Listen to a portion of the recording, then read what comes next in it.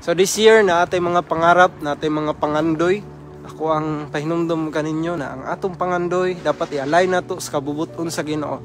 Kanang panganduyan na inubanan sa mga pag-ampo, inubanan sa pagpananghid sa Ginoo, inubanan sa imuhang paglipay, pagdelight nimo sa Dios, pagsunod siyang kabubuton, mao nay tama gyud na pangandoy. Dili ng pangandoy na ato-ato lang.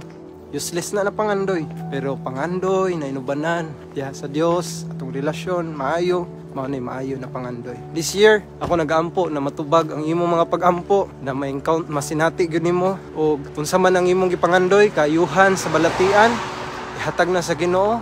Nangandoy ka na makapasar sa mga exam, ihatag na sa Ginoo. Nangandoy ka na i-promote ka sa Ginoo sa trabaho, ihatag na siya. Pangandoya lang gyud. Nangandoy ka na makaasawa og nangalagad sa Ginoo, maayog situation, makabana og ngani, nindot ang nangalagad sa Ginoo. Nangandoy ka og mga butang, makabalay mo karon tuiga, panganduyan na, makasakyanan ka, panganduyan na. Kay gingon pa dira sa Biblia na, ask lang yun, seek and you will find. Yung pa-seek first the kingdom of God in His righteousness, and all these things shall be added unto you.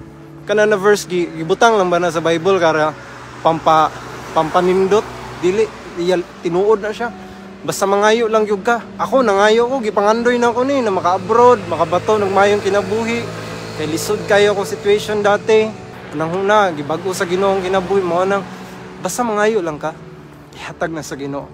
Dapat lang naka-align sa iyang kabubuton.